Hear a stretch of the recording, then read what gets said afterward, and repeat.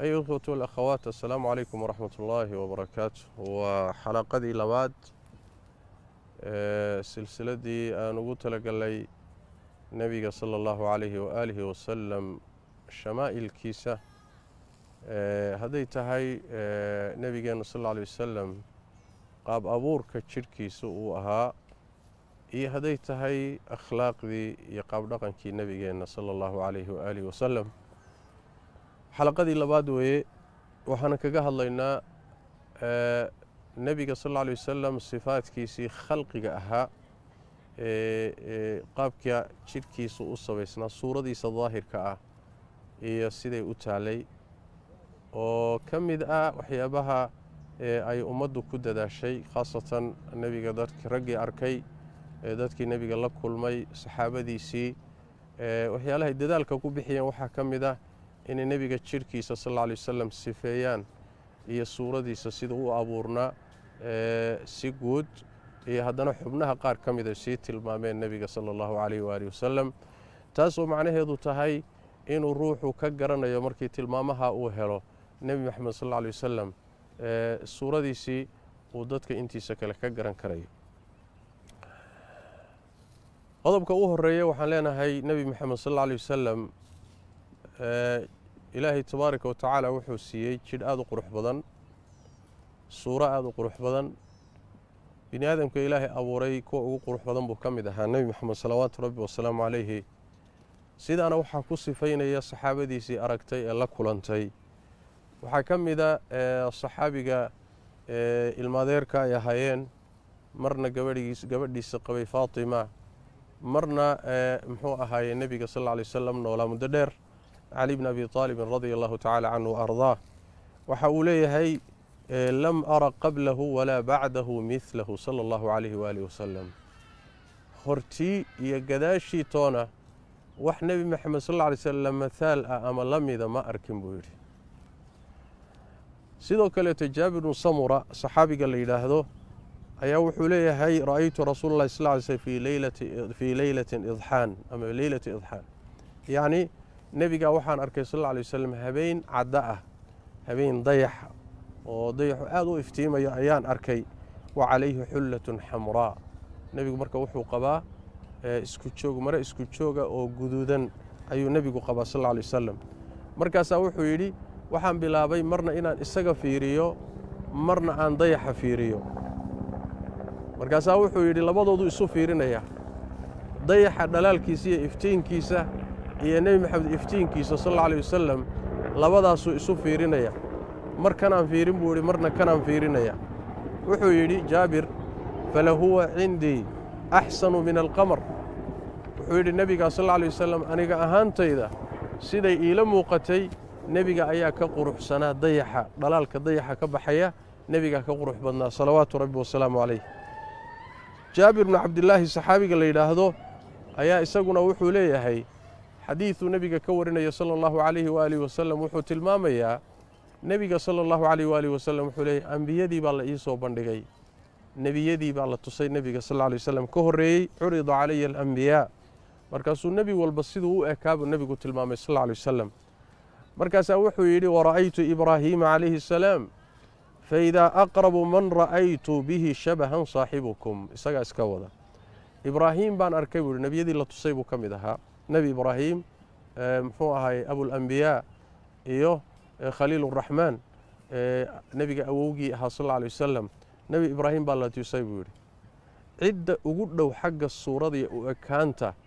وأنيق أبو النبي قول صلوات ربي والسلام عليه بمعنى أووجي إبراهيم بؤاد وأكا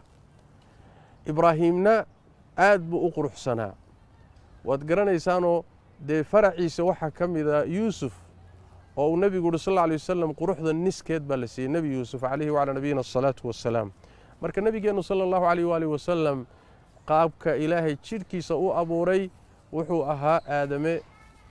ilaahay qurux u dhameystiray baa aad u qurux badan muslim wuxuu soo saaray sidoo kale iyo tirmidhi min hadith abi tufayl wuxuu leeyahay kana abyada malihan muqassadan nabigu sallallahu alayhi wasallam wuxuu ahaa mid cad oo u tag doona midabkiisa oo qurux badan oo jirkiisuna dhaxdhaxaad yahay wuxuu ka wadaa nebigu sal alla alay wasalam jidhkiisu wuu sohnaa yacni hilibna ma lahayn caato weyd ana ma ahayn nebigu sala allahu alayh waali wasalam bal jidh soohan oo muxuu ahay dhexdhexaad ah ayuu nebigu lahaa sala allahu calayhi waalihi wasalam oo jidhkiisu sidaasuu ahaa guud ahaan marka sidaasuu u quruxsanaa xubnihiisa xubin kastoo ka mid ah ilaahay baa qurxiyey tabaaraka wa tacaala haddaynu xubnaha qaar ka mida tilmaamo ka bixinno iyo sida ay axaadiistu uga warrantay maalan nebiga sal alla alay wasalam jooggiisoo kale ma aad buu u dheeraa ma gaabnaa ma dhexdhexaad buu ahaa yacni waxa weeye jooggiisa haddii laga hadlo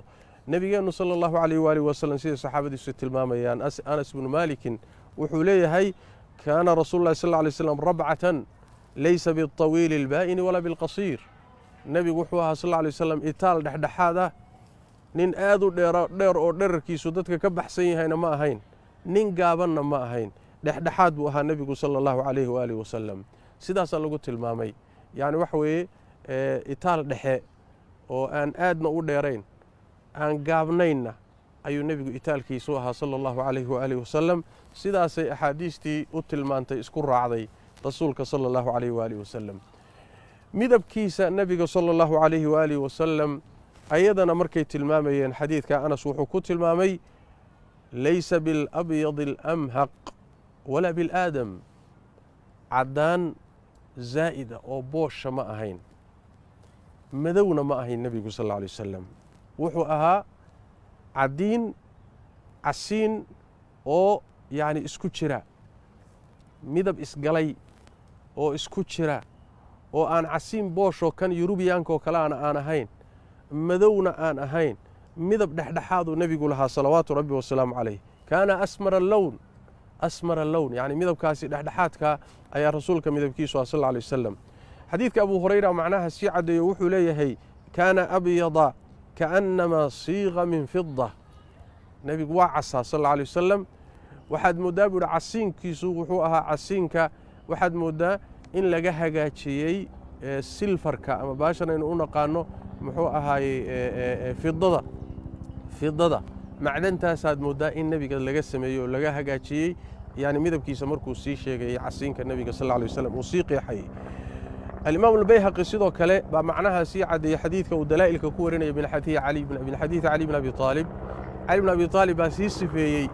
casiinka nebiga sal alla alay wasalam wuxuu leeyahay kaana abyada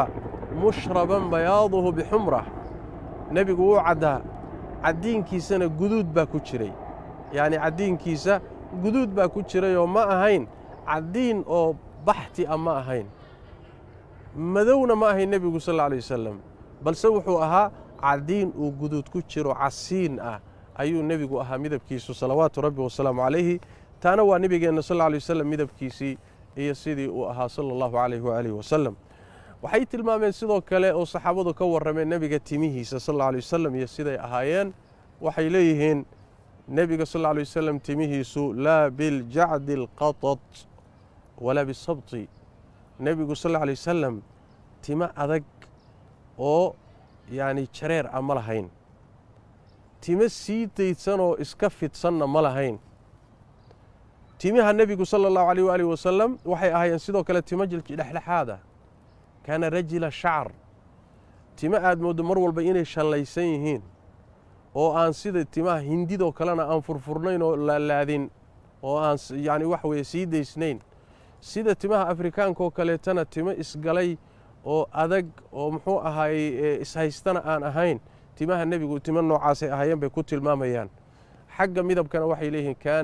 kaana shadiida sawaadi shacr nebiga tiintii sal alla alay wasalam aad bay u madoobayd waa quruxdaa sidaasa asalkuna waa sidaa timuhu inay madow yihiin bay qurux ku leeyihiin laakiin waayahan dambaa waxa weeye waxaa soo baxay in la yidhaahda timihii halla caseeyey ku quruxsan yihiin timo ilaahay siduu ku abuuray buu shay walba ku quruxsan yahay oo madowgaa aad bay u madoobaayeen timaha nebigu sala allahu calayh waalihi wasalam timaha nebigu sal alla alay wasalam waxay ahayn timo markay gaaban yihiinna dhegta carjawdeeday soo gaadhi jireen markay dheeraadaanna ilaa garbahay gaadhi jireen waa halabada nebiga sal alla alay wasalam timaha laalaada yacni kaana cadiima aljummati ilaa shaxmati udunayhi ilaa dhegta carjawdeeda ayay halabada nebigu gaadhi jirtay timaha laalaada marmarka qaarkood kaana lahu shacarun yadribu mankibayhi mar labada garbood ayay timihiisu soo gaadhi jireen sala allahu calayhi waaalihi wasalam. marka timahoo la dheeraysto oo la sii daayo oo ilaa ama dhegta gaadha carjadooda ama ilaa garbaha gaadha, yani wax weeyaan hadyigii nebigeennu saas sal alla alay wasalam. dabcan way bannaan tahay ruux timaha waa xiiri karaa, waa gaabsan karaa, laakiin timaha oo garbaha lagu sii daayo dumarka khaas kuma aha. nebiga sal alla alay wasalam timihiisu saasay ahaan jireen, ayadana sidaasay u tilmaamayaan timihii nebigeenna sal alla alay wasalam. marka timo yani aadamaha timihiisa timo dhexdhexaaday ka ahaayeen. aadamuhu qaarna timihiisu waa timo furfuran oo sii daysan oo aan isqabanaynin oo mid u kala daadsan oo kala socda. midina qaarna waa qaar timo adag oo timo jareera oo aad u adag oo ama madaxa ku dhegaya ama iyaguba isku marmaya. timahaana ma lahayn, kuwaana ma lahayn, timo dhexdhexaad uu lahaa nebi moxamed salawaatu rabbi wasalaamu caleyh. waxay sidoo kale saxaabadu tilmaameen nebiga sal alla alay wasalam iyo garbihiisu intay isu jireen. waxay leeyihiin baciida maa bayna almankibayn, labadiisa garab intay isu jiraan way kala fogaayeen, way kala durugsanaayeen. yani waa meesha la yidhahdo qaar horuhu u weynaa, waana quruxda gaar ahaan ragga. yani wax weeye nebiga sal alla alay slam labadiisa garbood isma saarnayna way kala fidsanaayeen, wayna kala fogaayeen. sidaasay ku tilmaamayeen nebiga garbihiisa sal alla alay wasalam. rasuulka sala allahu alayh waali wasalam isagoo 63 sano gaadhay haddana timihiisa ciro badan ma yeelanin. saxaabadu waxay leeyihiin garhkiisa iyo madaxiisa inta cirada ciraysatay haddii la tiriyo labaatameeyo timo ayaa cira gaadhay ama ka yar oo caddaa. haddana nebigu sal alla alay wasalam sidaa kumuuna dayn jirin oo wuu cilaami jiray, oo khaasatan midabka guduud cilaanka guduudan ayuu marin jiray nebigu sal alla alay wasalam. dabcan katamka oo aynu brownka ama bunniga nidhaahno isagana waa jiray oo isagana waa soo arooray, laakiin nebigu sal alla alay wasalam kaa guduudan buu timihiisa marin jiray sal alla alay wasalam. dhowrkaa timee 20ka aan gaadhayn garhkiisa ama madaxiisa ka ciraystay rasuulka sal alla alay wasalam. waxaa kaloo mar kale tilmaameen saxaabadu ridwaanullaahi calayhim nebigu siduu u socon jiray. markuu soconayo see buu u socon jiray? ma nin luuduu ahaan jiray mise nin si xooga u socdoo laxaadsaduu ahaan jiray? ayadana way tilmaameenoo waxay leeyihiin kaana idaa mashaa yatakafa. nebigu sal alla alay wasalam markuu socdo si xooguu u socon jiray. riwaayada kale cali bin abi aalib xadiidku warinayaa sii caddaynaya idaa mashaa takafa'a takafu'an kaannamaa yanxatu min sabab. nebigu sal alla alay wasalam markii uu soconayo si xoogu u socon jiray, waxaad moodaysaa siduu u laxaadsanayo u socdo inuu meel muxuu ahaay taag ah inuu ka daadegayoo kale. ruuxa markuu meel taaga ka daadegayoo kale si xoogu u socdaa. marka nebigu sal alla alay wasalam si cagajiidahoo daciifahoo tacbaana ma ahaan jirin. socodkiisu socod xoog iyo ragnimo ku jirto adag buu socon jiray nebigu sal alla alay wasalam. markuu soconayo socodkaasuu lahaa salawaatu rabbi wasalaamu caleyh. sidaasay socodkiisana ku tilmaamayaan. mar kale waxay tilmaameen nebiga sal alla alay wasalam farihiisa ama kuwa lugaha ha noqdeen ama kuwa gacmaha ha noqdeen, iyadana way tilmaameen oo waxay leeyihin kaana shathna alkafayni waalqadamayn. yani waxa weeye labada gomadood ee lugaha hoose ah iyo labadan kaf ee gacmaha qaybtooda hore ah nebigu sal alla alay wasalam wuu u adadkaa. adayga wax weye qallayf lagama wado, laakiin wax weye adayg baa ku jiray. markaa taabadsate waxaad moodaysaa siday u dabacsan yihiin xariir inaad taabatay baad moodaysaa,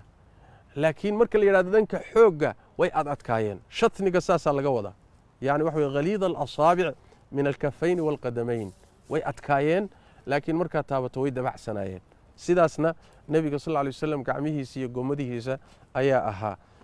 sidoo kale waxay tilmaameen lafaha nebigu sal alla alay wasalam ma lafo dhuudhuuban bay ahayn mise lafo waaweyn. waxay iyadana ku tilmaameen cali bn abi aalib wuxuu ku tilmaamayaa kaana dakhma alkaradiis. karadiista waxaa la yidhaahdaa waa lafaha madaxyadooda ama meelaha lafuhu isugu yimaadaan.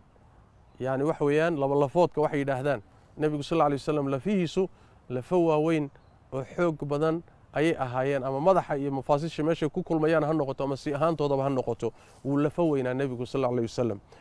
mar kale waxay tilmaameen saxaabadu ridwaanullaahi calayhim nebiga sal alla alay wasalam halkan laabtiisa xataa way tilmaameen timaha ku yaala, oo waxay leeyihiin xadiiska cali bn abi aalib markuu nebiga tilmaamayo wuxuu leeyahay kaana طawiila almasruba.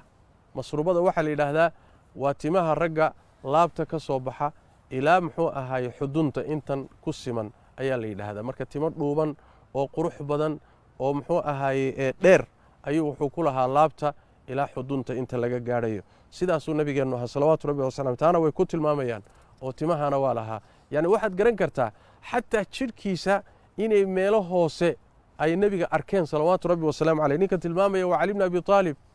waa cali bni abi aalib, waa in adeerkii waaye rasuulka salawaatu rabbi wasalaamu caleyh. marka taana waxay ahayd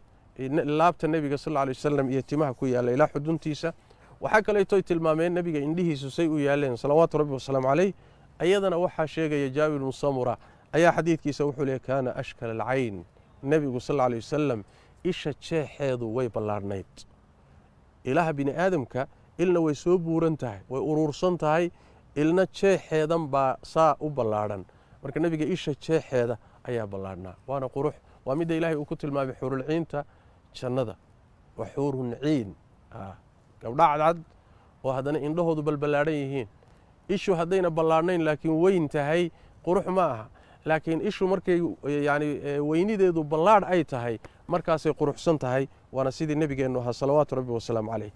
sidoo kaleeto waxay ku tilmaameen isha nebigu sal alay wasalam mar walba inay u muuqan jireen timahan xiribaha ah iyo kuwa kore ee muxuu xaadda intaba timihiisani in ay muxuu ahaaye indhakuulnaan jireen. oo mar walba tima madow oo aad moodayso in la indhakuulay agxalal caynayn,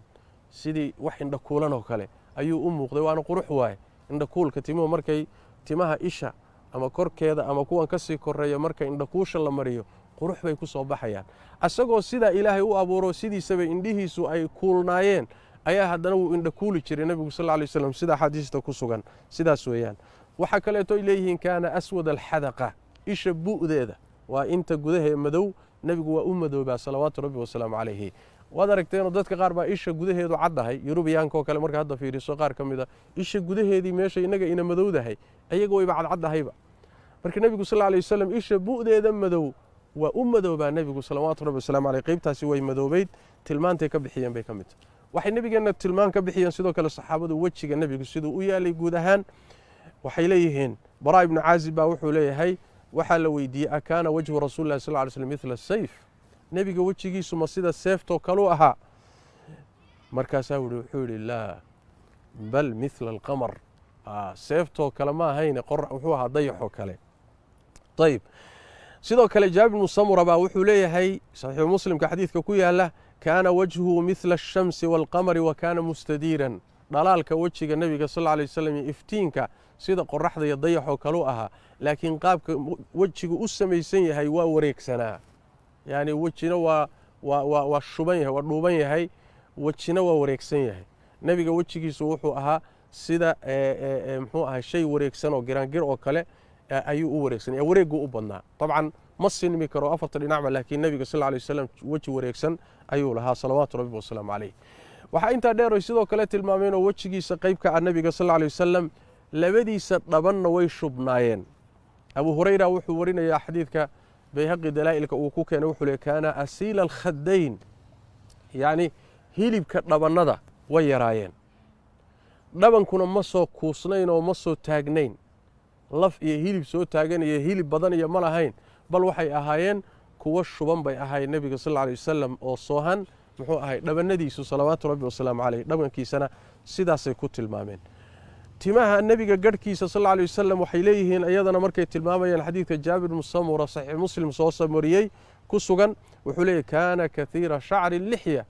garhka nebiga sal alay wasalam timihiisu way badnaayeen. inay badnaayeen waxaad ku garanaysaa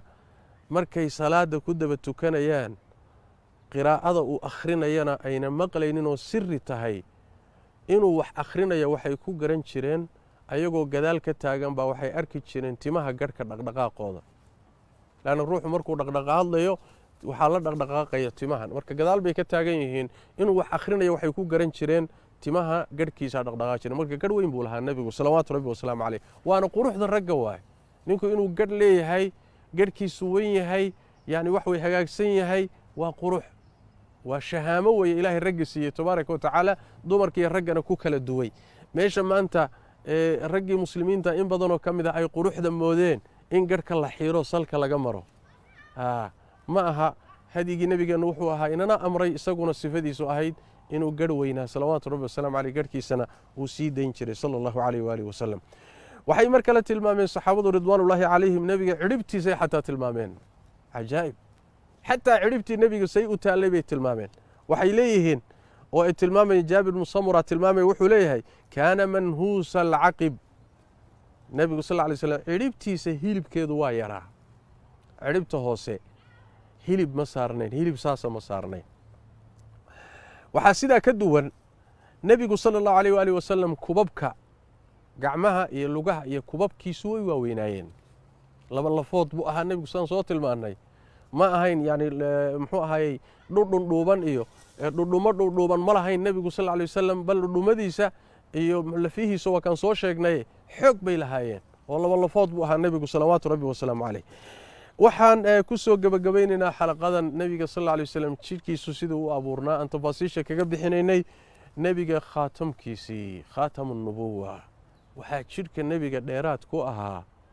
oo bini aadamka intiisa kale aysan lahayn kaatunta nebinimadiisa tilmaamaysa calaamadda u ahayd oo talow maxay tahay waxay ahayd cad kuusan ood ka soo bax moodo oo labada garbood dhexdooda kaga yaalla cad soo kuusan yaa oo calaamad u ah nebinimadiisa jaabir bnu samura wuxuu leeyahay ra'aytu alkhaatama bayna katifay rasuuli illaahi sal alay wasalam guddatan xamraa midla baydati alxamaama waxaan arkay buu yidhi kaatuntii ama khaatamkii nebiga calaamadda u ahayd nebinimadiisa ku tusaysay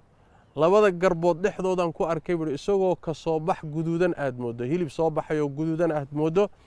oo u eg buu yidhi qooleyda ukunteedaoo kale shimbirta qooleyda la yidhahdo ukunteeda oo kale ayuu u ekaa buu yidhi halkaana nebiga sal lla lay slam calaamadaasuu ku lahaa oo xataa kutubtii hore ee ka horreysay qur'aanka ayaa tilmaantay